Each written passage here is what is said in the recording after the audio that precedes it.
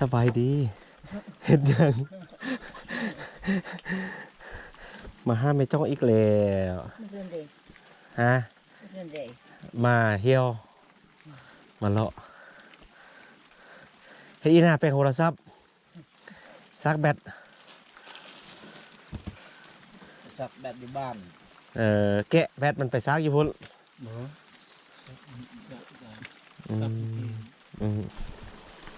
โอ้มีคนอยู่อ่ะมีคนอยู่ดีดักทุกคนมันไขประตูบางนึงอิดแอดอ๋อเปิดเห็ดไม่ตอกอันนั้นเด้เห็ดเขาเบิ่งดูเห็ดเบิ่งดูเมื่อกี้ได้เห็นเขาจะจักแล้วบ่เห็นเขาจะเอาติวมันเอาพ้องมันออกให้เบิ่งดูตีนเย็บไว้นี้แล้วก็เราเบิ่งดูแคมแดดที่แคมก็มีทุกคนแคมก็ฟาดไว้แล้วเนาะยังวานไหนดึงเธอนี่รู้ไหมนี่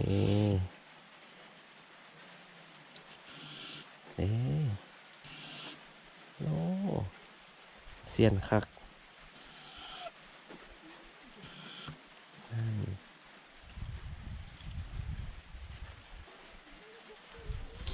อ๋อเพิ่นจะเอาอันนั้นก่อนลีดมันก่อนน้ำอิดนี่เนาะให้ได้มัน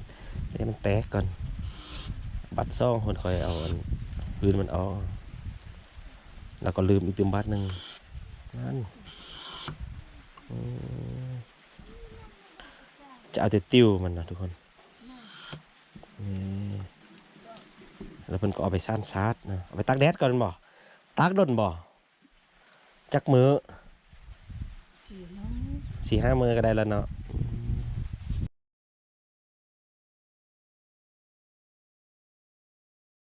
ลุ่นมาขึ้นมันไปต่อทุกคนพูดสนามอยู่ล่างนู่นล่างหึงอีตึมนะเอาสิไปเบิ่งสนามอยู่คนขอบใจเด้อ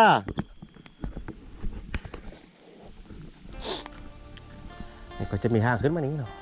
อยู่นี้จะมี1 2 3 4ล่าง5ล่างนี่แหละทุกคนโอ้ยนี่เพิ่นก็ใส่น้ำอยู่นี่เนาะมีใส่ย่างน้ำมันนี้โอ้ฝนนี่มาตกตอนนี้ซะนะฝนตกได้นี่ทุกคนฝนย่อยเนาะแต่ว่าตกอยู่ภายในนั้นก็มีแดดพร้อมฝนตกแดดก็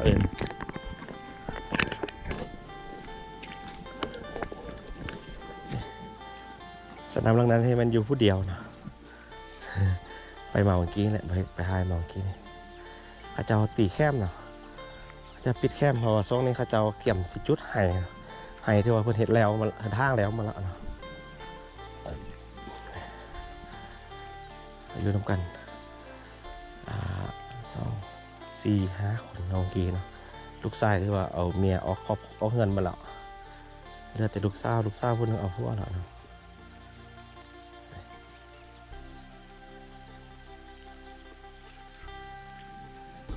อยู่นี่ครอบครัวหนึ่งอยู่ถึงนี่อีกตึม2-3 ล่างทุกคนแล้วก็อยู่ลุมหุ่นไปเอาไป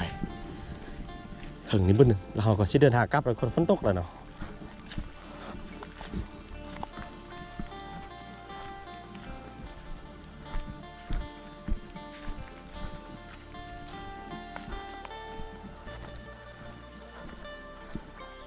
โอ้ยฝนตกนะป้าไก่ไล่แท้ไก่ไล่จังเลยมี2 ล่างเนาะล่างนี้บอยู่อัดประตู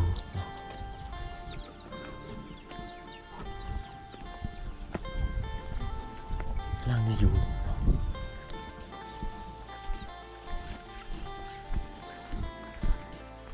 ไม่เลอะสบายดีเห็นยังมาห้าไม่จ้องอีกแล้วฮะมาเที่ยวมาเลาะเฮ้ยอีน่าเป็นโทรศัพท์ซักแบตอยู่บ้านแกะแบตมันไปซักอยู่พุ่น อืมแล้วให้ห้างให้แล้วมันละ ยัง อืม ยังน้ำมูก อย่างไรหนึ่งไปซ้ำแล้วก็แล้วเนาะรอหาแต่จุดบ้านเนี่ยเนาะห้างแค่ได้ปีเนี่ยห้างลงสลุน ลุ่ม แถวๆเดียวกับ ให้ลูก เอาจ้องนั้นเนาะอยู่ใกล้ๆกันนั้นโอ้ฝนตกทุกคนอีโลอีเมื่อใดบ่นี่ เห็นนั่นตีกบหมักมัวสิลุ่มกบหมักมัว แล้วลุมต้นมะม่วงดอกน่ะงามโอ้เข้าแถวนั้นน่ะ ลุ่มเจ้าหมักปลาเล่า แต่เราก็ไล่ปีเหลือ2-3 ปีน่ะเด้ เออมาเลาะให้ฮูบเลาะหาลิ้นซื่อๆเนี่ย ไปห้อยสลุนมาลุง นั่นความอ่าน ไปอัดคอนอยู่น้ำว่าอาจันทีไหมขึ้นมาแล้วฝนตกเนี่ยมาเลาะสนามเขาเบิ่งกันที่มาเลาะให้ฮูบขอบใจ ไม่ใช่ว่าแอปเปิ้ล บ่ได้ป้องอีนาเราป้องมาแต่ลุมพูนแล้ว มาเลาะลิ้นน้ำเสื้อจะมีหงซี่เขาทำนะมีเราเขาเนาะนี่สนำเพิ่นคักเด้สนำเป็นตะยูดีเนาะ อันนี้ก็จะเป็นหงซี่เขาเนาะโอ้มีคนอยู่อ่ะมีคนอยู่ดีดักมีคนมาไขประตูของนึงอิดแอดอ๋อเปิดเห็ดไม่ตอกอันนั้นท่านเดเห็ดเขาเบิ่งดูเห็ดเบิ่งดูเมื่อกี้ได้เห็นเขาจะจักแล้วบ่เห็นเขาจะเอาติวมันเอาพ้องมันออกเห็ดเบิ่งดูตีนเยียบไว้นี้แล้วก็เราเบิ่งดูแคมแดที่แคมก็มีทุกคนแคมก็ฟาดไว้แล้วเนาะยังวานไหนดึงเธอเห็นไหมเห็นให้เบิ่งดู นี่เพิ่นสิเอาทองมันออกทุกคนตัวนี้ก็ไม่ที่ว่าพอเท้าเราเห็นเมื่อกี้เนี่ยนะเพิ่นก็จะเอาอันนี้มันเอาเราไปตากแดดเนาะแล้วก็เอาไปซ่านชาร์จซ่านชาร์จดูเอามาให้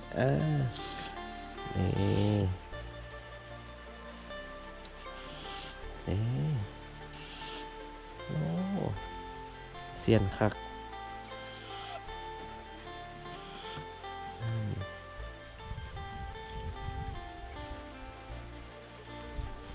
อ๋อเพิ่นจะเอาอันนั้นก่อนลีดมันก่อนน้ำอิดนี่เนาะให้มันแตกก่อนบัดซ่องคนคอยเอาอันปืนมันออกแล้วก็ลืมอีกตึมบัดหนึ่งนั่นจะเอาแต่ติ้วมันนะทุกคนแล้วเพิ่นก็เอาไปซ่านซาดนะเอาไปตากแดดก่อนบ่ตากดนบ่จักมือ4-5 มือก็ได้แล้วเนาะไปเอาไก่บ่ใบอันตองจริงเลยไว้ลุมพุ่นวะมีไล่บ่ไล่ปานได้ละเนาะเอาทุกปีเด้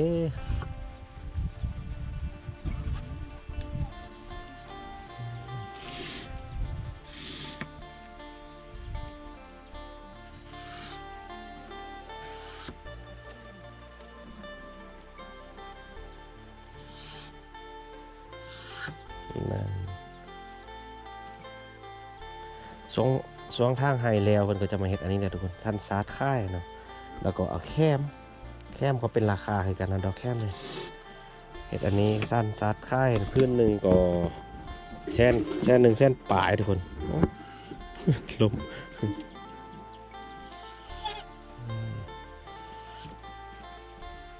นี่เด้ทุกคนซาดนะที่ว่าหลังจากที่กระเจ้าซาดแล้วนะเนาะจะเป็นอันนี้นี่เอาปูนังเนาะเผาไปเราก็จะซัดตัวนี้เนี่ยล่าเราไปเฮือนล้างได้ก็จะมีแต่ซัดตัวนี้เนาะซัดไม้อันนี้นะ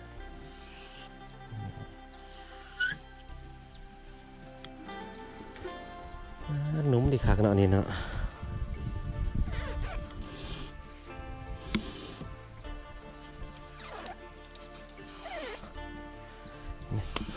เนี่ยวดีคักเลยโอเคขอบใจที่เฮ็ดให้เบิ่งเด้อ เดินทางกลับทุกคนฝนเศร้าแล้วเนาะฝนใหญ่เสียฝนบ่ตกแห้งแล้ว กลับก่อน ก็จะมีน้ำกันอยู่นี้6ลังเลยทุกคนก็ห่อลงมาเมื่อกี้นี้ก็ไปทางนี้แล้วก็ขึ้นมานี้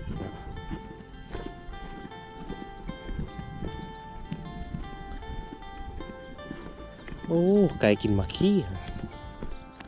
ไม่พายทุกคนปีนี้เป็นขี้ไล่นะนี่มันจะเป็นดอกอย่างนี้เนาะแล้วก็ตาย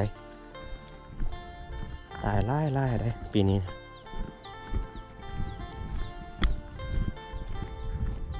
โอ้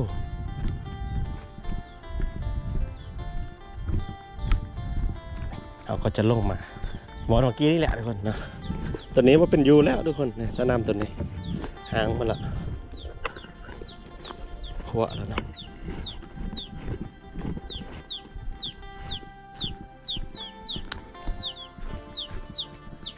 กลับกันเด้อขอบใจ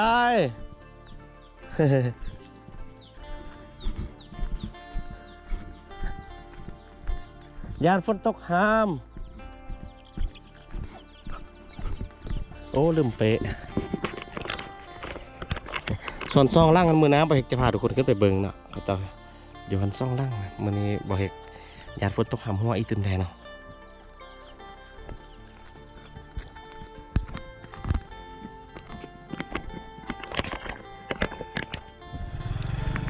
แต่ตอนนี้เราก็เดินทางมาใกล้จังหวัดบ้านสมะนะทุกคนเดี๋ยวบ่เฮกเก็บภาพบรรยากาศเส้นทางก่อนเข้าบ้านสมะให้ทุกคนได้เบิ่งเนาะก็จะเป็นภูลงไปเรื่อยๆเส้นกันนะทุกคน อุ้นอยู่ตรงนั้นก็เป็นบ้านแล้วเนาะทุกคนเขาลงภูนี้ไปเขาขึ้นภูอีกเติมน้อยนึงแล้วก็ถือว่าเป็นบ้านของบ้านสมาแล้วเนาะเดี๋ยวไปเก็บภาพบรรยากาศให้ทุกคนได้เบิ่งนะเส้นทางนี้ก็จะมีแต่ช่องบ้านคือดังประเทศวอลแหละทุกคนมันจะมีแต่บ้านสมากับบ้านมีใสเนาะเป็นเส้นทางแยกออกมาแล้วก็มีบ้านอยู่นี่ช่องบ้านเนาะประชาชนอยู่บ้านก็จะเป็นเผาไพรหมดเลยนะทางช่องบ้านนะ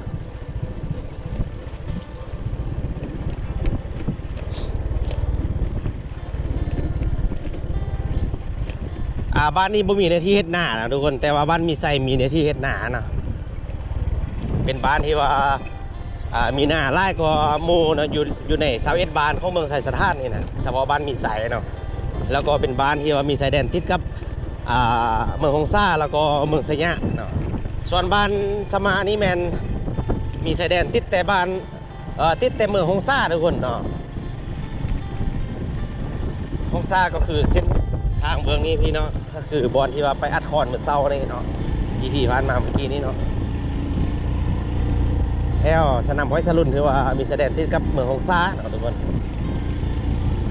ส่วนมุ่งหน้าไปนี้ก็จะไปฮอดบ้านสมาแล้วก็ออกไปสแมทน้อยเนาะแล้วก็ออกไปดอยเก๋าทุกคนบ้านเมืองไสสถานมี21บ้านทุกคนแต่ว่าแต่ละบ้านนี่อยู่ห่างกันหลายเนาะเพราะว่ายังเขาเลี้ยวเห็นอยู่แต่ว่าเวลาเขาไปหากันไปมาหาสู่นี่ไกลเนาะมันด้วยเหตุผลก็ย้อนว่ามันเป็นภูเนาะพวกเขาสิลงภูนี้ไปฮอดภูนั้นสินะทุกคนมันก็จะเป็นบ้านใกล้ๆกันเนาะ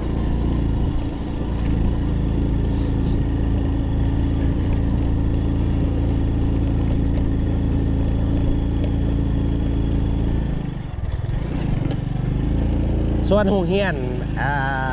หมดต้นแล้วก็หมอป้ายนี่จะอยู่บ้านสแมทใหญ่นี่จะมีหมอต้นทุกคนมีฮอดหมอซีเนาะและส่วนหมอป้ายนี่จะอยู่ดอยเก้าคุณเนาะส่วนนักเรียนอยู่บ้านนี้ก็ถือว่าข้าเจ้าก็คือว่าสู้เต็มทีเนาะบางมือบ่เฮกมาเลาะถ่ายคลิปเนี่ยบ่เฮกก็เห็นเนาะวันศุกร์นี้ข้าเจ้าก็ย่างมาแล้วเนาะพากันย่างมาบ่10 คนสำหรับทุกคน บ้านนี้ข้าเจ้าบ่ไปเฮียนแน่เนาะแล้วอีกอย่างหนึ่งก็ถ้าจะบ่มีรถบ่มีล่านะทุกคนเนาะย่างไปเนาะใช้เวลาก็หลายชั่วโมงพอสมควรเนาะเพราะสิฮอดบ้านสแมทใหญ่เนาะเขาเจ้าก็จะย่างไปแต่พี่ได้เนาะวันศุกร์ตอนแรกนี่คือว่าเขาเจ้ามาละทุกคนเนาะแล้วก็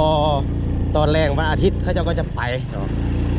ไป เขาเปน้ำไปเขาอยู่บ้านสะเม็ดใหญ่คุณเนาะหลังจากจบบ้านสะเม็ดใหญ่ก็มีฮอตมอซีเนาะแล้วก็ไปต่ออยู่ม5ม6ม7อยู่ที่บ้านดอยเก่าบ้านเทศบาลเมืองเนาะแต่แล้วก็เขามาที่บ้านสมะทุกคนอยู่บ้านก็จะประมาณนี้เนาะก็จะมีอยู่โซนลุมที่แดโซนหึงที่แดแล้วก็อยู่เมืองไปหาคนอีกตึมเนาะมื้อน้ามีโอกาสเนาะบางๆบ่เฮ็ดมาเลาะถ่ายบรรยากาศอยู่บ้านเขาเจ้าให้เบิ่งเนาะมื้อนี้บ่เฮ็ดเฝ้าเมื่อใดเนาะเพราะว่าญาติฝนตกแต่ก็เริ่มแจ้งมาแล้วทุกคนเมื่อกี้นี้แฟนโทรมาอยู่บ้านก็ถือว่าตกเนาะอยู่ดอยเก่าหรือว่ายังตกอยู่เนาะเฮียนก็จะอยู่หึงพุ่นเนาะอันนี้ก็จะเป็นบ้านสมัครเลยทุกคน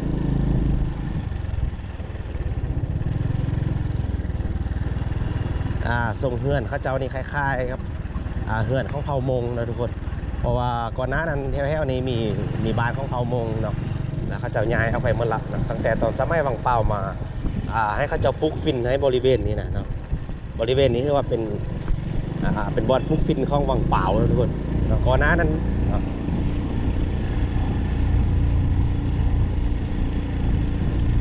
บ้านสมัครก็จะสุดกับแถวๆนี้ทุกคนเนาะก็บ้านก็บ่ใหญ่เนาะก็ประมาณ100 กว่า200ครอบครัวนี่แหละเนาะ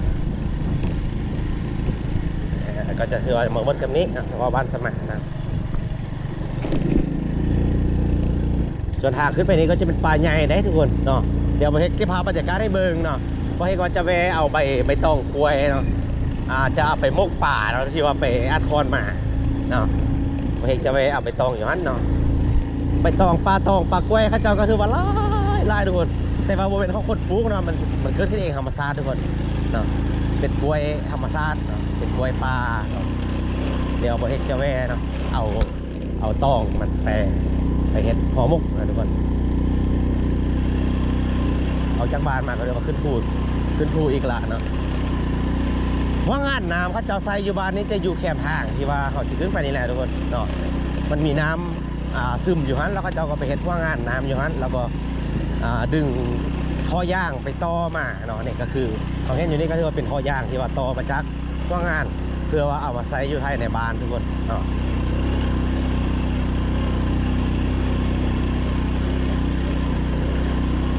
ก็จะมีบอลคัส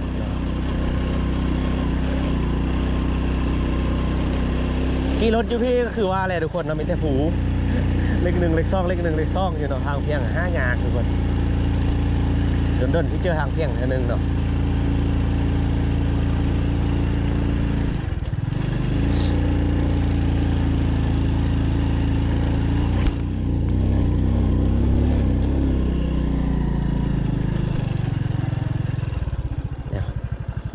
จอดบึ้นหนึ่งทุกคนเนาะบ่ให้เม็ดได้มาร์กอันนั้นเนาะมาร์กอันนั้นเป็นกินได้ทุกคนเนาะบ่ให้เคยกินเนาะเดี๋ยวเราสิเอาไปกับห่อหมกเห่าเนาะห่อหมกปลาเนาะนี่ก็จะเป็นมาร์กข้นๆนะดอกก็จะเป็นกินเนาะเพื่อนเอิ้นดอกแค่บ่เนาะนี่เป็นข้นๆเวลาเอาไปหมกหรือว่าเอาไปนึ่งนี่ก็แซ่บทุกคนเนี่ยโอ้อยู่เทิงแท้ล่ะเขาสิขึ้นเอาได้บนนี่ไม่แมสเอาบ่เนาะนี่มากอันนี้ทุกคนเดี๋ยวเราไปขายให้เบิ่งเนาะไปขึ้นก่อน